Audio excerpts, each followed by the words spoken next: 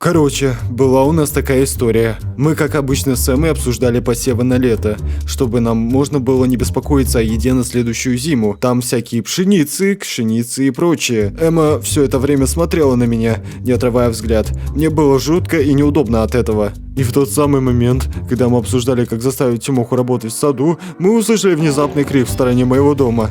Мы, естественно, побежали проверять, что за суета там происходит. Когда мы подбежали к месту шума, мы внезапно увидели Тимоху, лежащего на земле. Он лежал без сознания. И мы, естественно, испугались за него и начали приводить в чувство. Из него выходили какие-то разные звуки по типу... Мы с Эммой, понятное дело, что ничего не поняли и решили, что нужно его снова привести в чувство.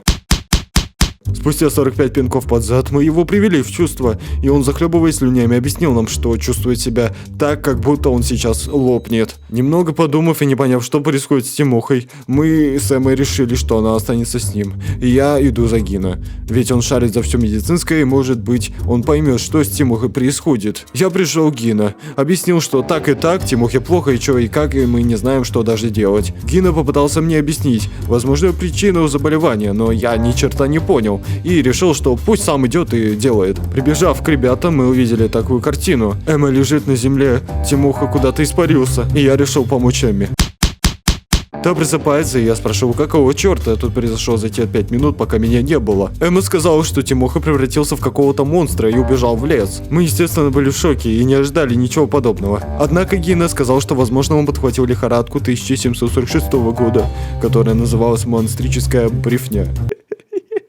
Я ему не поверил, так как ни разу не видел ничего подобного. Но нам нужно было как-то решать вопросик. Иначе как нам далее рассказал Гино, что если мы не выведем с него эти вирусы в течение 24 часов, то он навсегда останется монстром. Конечно, я переживал за своего друга, ведь он мой лучший друг. И я помню, как мы с ним еще в детстве в песочнице закапывали какашки, а потом говорили Эмме, что в этой песочнице лежат куча алмазов. Поэтому я не мог допустить, что мой друг станет монстром после стольких лет дружбы. Мы взяли все, что могло понадобиться в данной миссии. Кто-то взял меч, а кто-то веревку, чтобы его поймать. Также Эмма решила взять ловушки для кроликов, объясняя это тем, что хочет сделать кроличий суп, и что совмещать дело с полезным не так уж и плохо. Мы, естественно, согласились и пошли на миссию. Придя в лес и выставив все ловушки, мы решили сделать привал, ведь кушать-то хочется. И когда мы начали поглощать свои вкусные бутерброды, мы внезапно услышали шум ловушки, которую поставила Эмма, чтобы поймать кроликов на суп. Когда мы пошли проверять ловушку, там оказалась лягушка.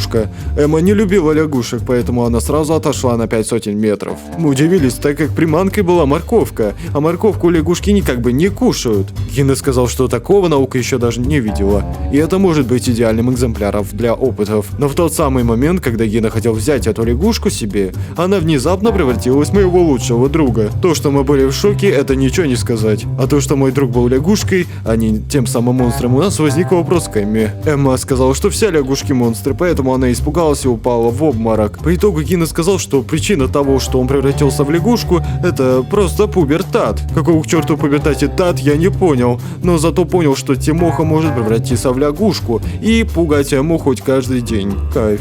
Когда мы вернулись домой, Гино попросил меня проследить за Тимохой, ведь он снова может убежать и очутиться в беде. Тимоха был не в восторге от того, что он теперь может превращаться в лягушку, но был рад, что теперь можно пугать Эмму. Однако, когда мы решили посмеяться над Эммой, она уже построила себе огромную каменную башню. Но так мы думали, пока не услышали крик наверху. Но что там происходило, это уже другая история. Если хочешь узнать, то подпишись и ожидай историю в ближайшее время. Также, если ты хочешь быть лягушкой и пугать своих друзей, то дай мне знать, как бы это было. И не забывай ставить лайк, потому что лягушкам нравится, когда кто-то им показывает большой палец. Это не научный факт, а просто байт.